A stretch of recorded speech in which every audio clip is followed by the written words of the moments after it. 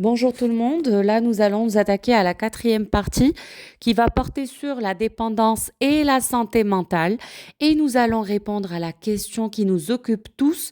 Est-ce que nous sommes réellement addicts aux écrans numériques? L'objectif principal de cette partie est de comprendre comment les écrans et les technologies numériques vont venir impacter notre santé mentale, nos émotions et nos comportements. Et à la fin, nous allons proposer des stratégies pour reprendre le contrôle sur notre usage et en faire une utilisation saine. Donc cette partie va porter sur deux principaux axes. Le premier est l'addiction aux écrans et à la dopamine.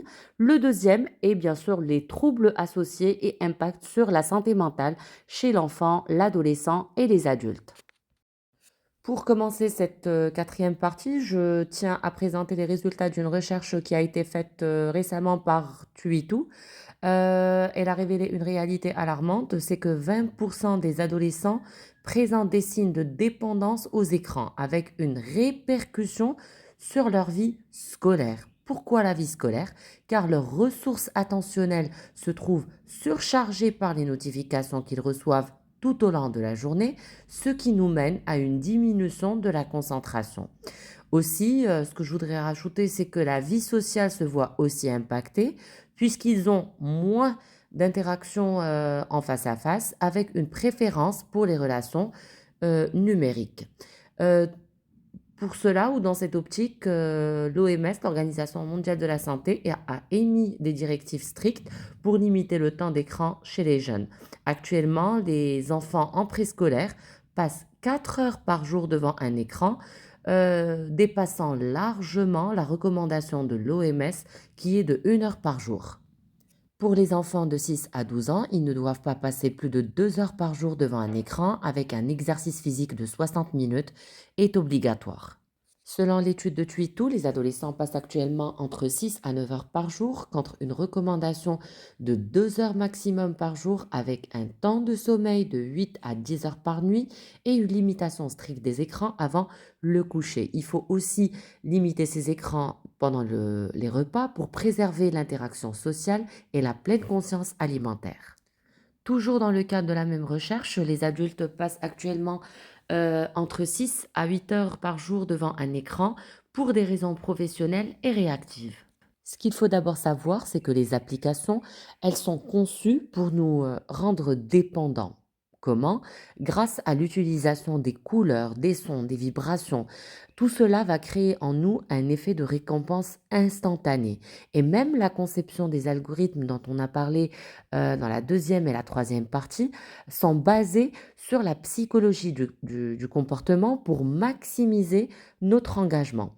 Et à chaque fois que nous recevons une notification, notre cerveau va libérer de la dopamine pour nous motiver à utiliser encore plus l'écran et notre cerveau devient de plus en plus dépendant à ces micro-récompenses. Et du coup, c'est le circuit de la récompense qui nous pousse à cliquer, à scroller, à rafraîchir encore et encore en cherchant du plaisir, en cherchant de la dopamine. C'est quoi la dopamine? C'est un neurotransmetteur qui est sécrété par les neurones dopaminergiques qui va venir renforcer notre sensation de plaisir, de motivation, en agissant directement sur le circuit de la récompense. Le système de récompense, c'est cette boucle neurologique qui va partir à la détection du plaisir, qui va te pousser à chercher un gain immédiat à partir d'un comportement ou d'une action et qu'on va trouver dans les différentes formes d'addiction, tabac, alcool, drogue dure,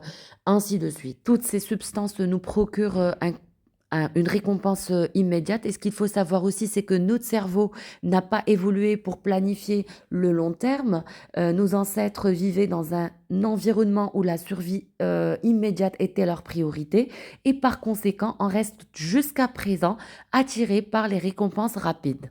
Cette illusion de gain immédiat fait que notre système cognitif est conditionné à partir chercher du plaisir de notre outil informatique et c'est exactement le même mécanisme qu'on trouve dans les machines à sous qui vont vous garder captivé grâce à une gratification aléatoire et donc plus addictive. Pareil pour les vidéos TikTok et les stories Instagram. Pourquoi elles sont addictives?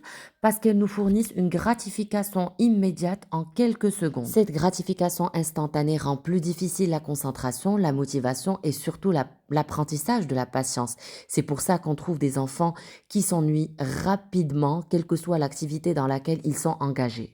Donc, pour ce qui est des manifestations cliniques de l'addiction aux écrans, on va trouver premièrement les troubles du sommeil. Nous avons le cycle circadien qui est une forme d'horloge interne qui va réguler les phases d'éveil et de sommeil grâce à la production de la mélatonine qui favorise l'endormissement. L'exposition à un écran avant le coucher va repousser cette production, ce qui va décaler notre horloge biologique et par conséquent, on aura des altérations du cycle circadien. Sur le plan psychologique, on aura et cognitif, on aura des troubles de la mémoire et les apprentissages seront moins consolidés durant le sommeil. On aura une baisse de l'attention et la réactivité le lendemain. Et on aura une fatigue, une irritabilité et la diminution du contrôle émotionnel le lendemain. Et enfin, le cerveau va rester en mode éveil croyant qu'il fait encore jour. L'utilisation excessive va aussi favoriser l'anxiété sociale qui est la peur du regard des autres, la difficulté à interagir en face à face et la crainte d'être jugé. Avec l'outil ou derrière notre écran, on a la possibilité de contrôler notre image en modifiant les photos et bien sûr en prenant plus de temps à répondre à un message car on a plus de temps à analyser notre réponse et cela va augmenter la pression sociale. Donc aussi pour les facteurs de vulnérabilité, on a l'âge. Savez-vous que le cerveau des adolescents est plus exposé aux addictions que celui des adultes à cause de leur plasticité cérébrale? La plasticité cérébrale, c'est cette capacité extraordinaire qu'a le cerveau à se modifier, à créer et à renforcer des connexions neuronales en fonction, bien sûr, de nos expériences. C'est ce qui va permettre à l'adolescent et aux enfants aussi d'apprendre rapidement, mais ça les rend aussi plus sensibles aux simulations excessives comme les écrans. Donc, lorsqu'un adolescent est en train de scroller, jouer ou reçoit une notification, son cerveau, comme on a vu tout à l'heure, va libérer de la dopamine. Son circuit de récompense n'est pas encore complètement mature, ce qui signifie que l'autocontrôle est très très faible. Résultat, ils seront plus exposés à la dépendance parce que leur cerveau va associer rapidement le plaisir de l'écran, le plaisir à l'écran et va demander sans arrêt. Ils seront moins résistants à la frustration, ce qui va les rendre plutôt plus enclins à la recherche des gratifications immédiates. Donc plus un cerveau est jeune, plus il est malléable, manipulable et plus il faut faire attention aux usages numériques pour éviter qu'il ne devienne une addiction plutôt durable. Pour ce qui est du sexe, les garçons sont plus à risque d'addiction aux jeux vidéo car ils simulent la compétition et la progression qui vont venir libérer la dopamine après chaque victoire. Par contre, les filles, elles sont plus vulnérables aux réseaux sociaux où la recherche de la validation à travers les likes, les commentaires peut renforcer une dépendance et un impact sur l'estime de soi.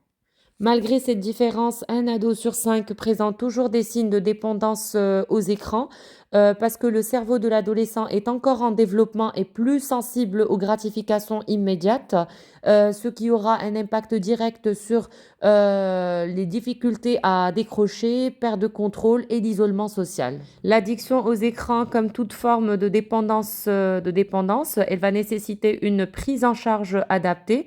On va trouver dans un premier temps les thérapies cognitivo-comportementales qui vont venir reprogrammer le cerveau. Aujourd'hui, la TCC elle est reconnue comme la méthode la plus efficace pour traiter l'addiction aux écrans.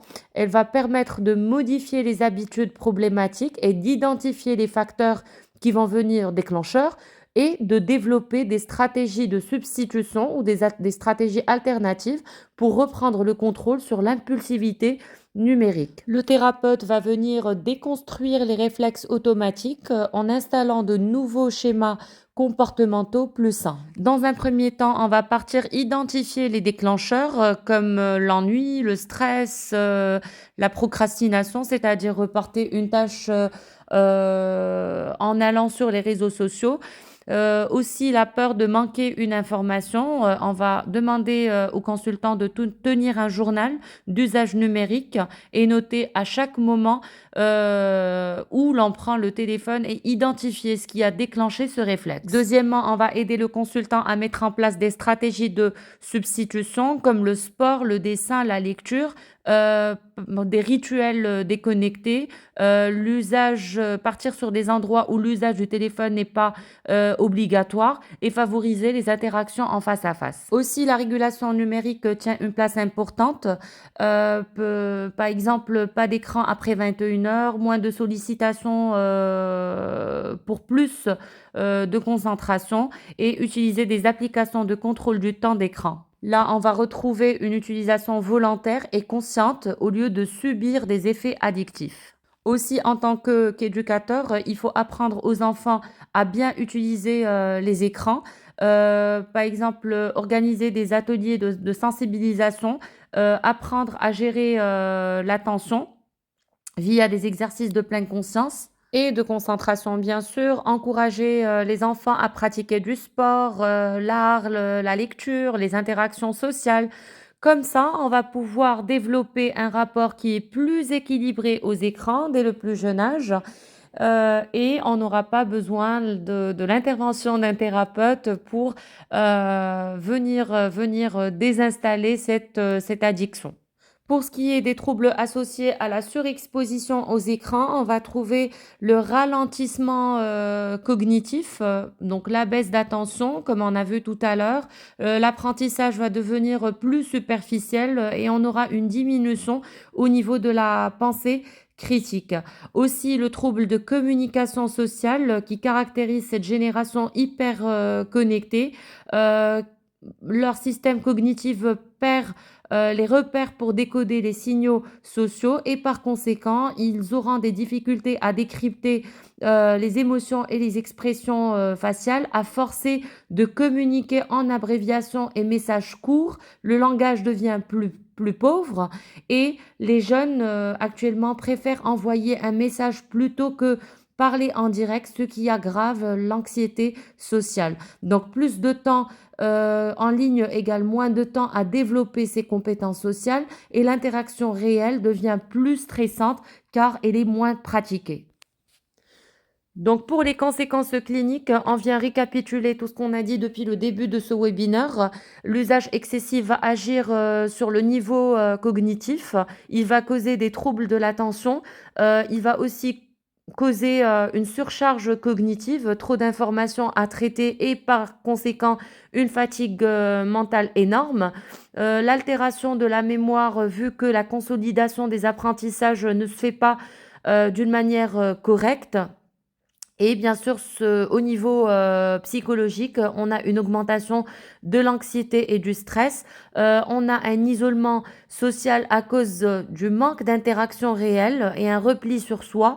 Et par conséquent, l'exposition prolongée aux écrans va venir perturber nos habitudes et elle va modifier notre fonctionnement cognitif. Pour ce qui est des troubles anxieux et dépressifs chez les adolescents et les adultes, on va trouver l'augmentation de l'anxiété due à la sursimulation qui va engendrer une sensation de fatigue mentale et un état de stress permanent. Et aussi le fait de se comparer au moment parfait des autres va renforcer l'insatisfaction et le manque de confiance en soi.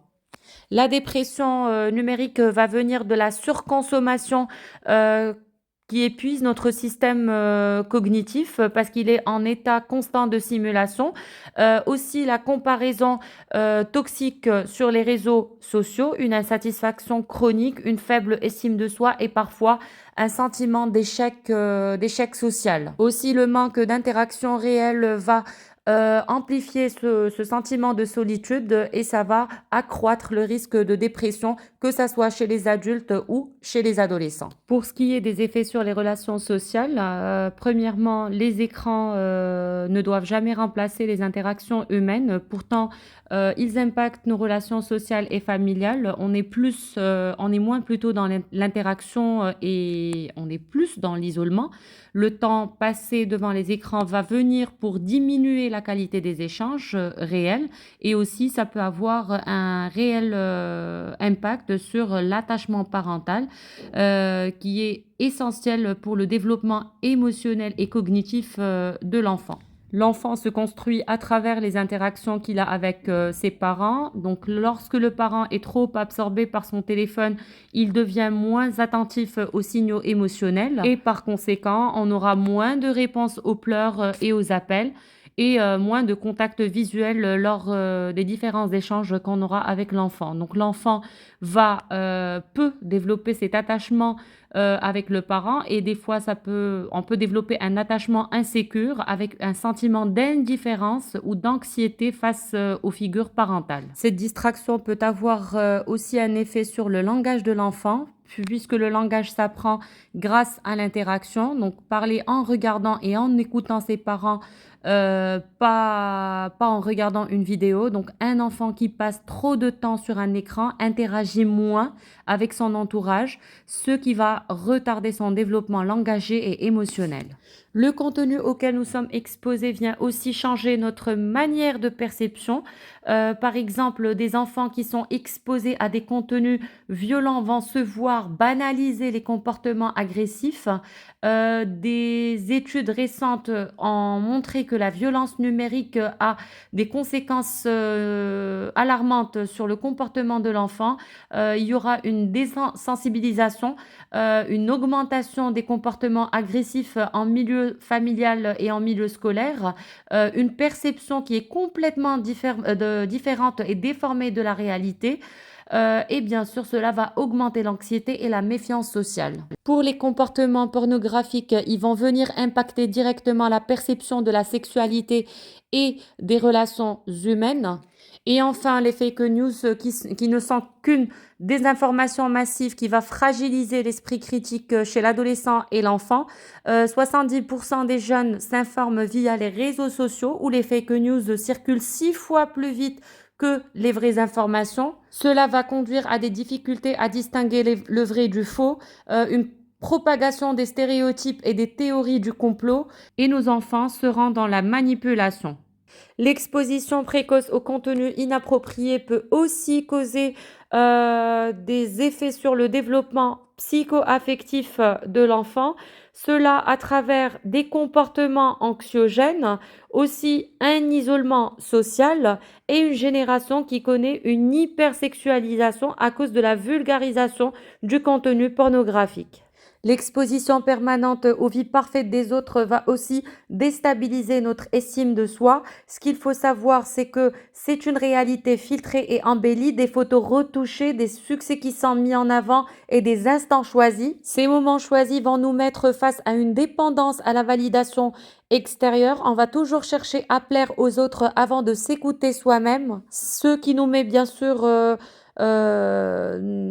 face à un stress permanent parce que la vie en ligne devient un défi à relever au quotidien, à savoir qu'une étude a montré que 60% des jeunes ressentent une pression liée aux réseaux sociaux. Et enfin, on a toujours ce besoin d'être toujours connecté par peur de manquer une information ou un événement d'un ami ou d'un proche. Le cyberharcèlement aussi est une réalité quotidienne pour nos jeunes et ça a des conséquences dramatiques sur l'estime de soi. Un message par exemple blessant qui peut être vu par des centaines de personnes en quelques secondes, cet anonymat assuré derrière un écran vient encourager la cruauté. Enfin, des études montrent que l'exposition excessive au réseau peut très bien retarder le développement de l'identité personnelle, car cette image qu'on normalement construit à l'adolescence, aujourd'hui, c'est une image qui est ultra exposée. Et à savoir que les réseaux vont venir, ou plutôt ils ont imposé des standards de beauté, de réussite et de mode de vie qui ne reflètent pas la réalité. Donc les jeunes cherchent à fabriquer une identité numérique qui plaît, parfois au détriment de leur vie réelle, de leur vrai moi. Donc à ce moment-là, ils se sentent obligés d'être parfaits en ligne et l'estime de soi repose sur l'approbation des autres, une dépendance au regard extérieur. Donc il faut expliquer à nos jeunes que les réseaux ne montrent qu'une version filtrée de la vie. Ce qui compte, ce n'est pas le nombre de likes, mais ce que l'on vit réellement. L'exposition aux écrans présente aussi des risques chez les personnes âgées. Alors que la technologie va leur permettre de rester en contact, elle va aussi renforcer l'isolement.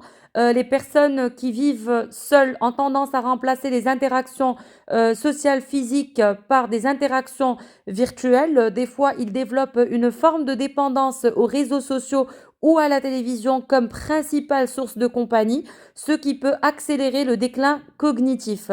Il faut plutôt encourager les seniors à participer à des activités sociales hors ligne et mettre en place des espaces intergénérationnels pour favoriser les échanges. Bien qu'Internet soit une mine d'informations, c'est aussi un terrain fertile pour la manipulation et la désinformation quand il s'agit de personnes âgées moins habituées aux outils numériques et en plus de mal à distinguer le vrai du faux par manque de pensée critique face au contenu en ligne. Cela peut mener à une déformation de la réalité, une montée de la méfiance envers les institutions et ça peut les rendre aussi une victime facile des cyberescroqueries.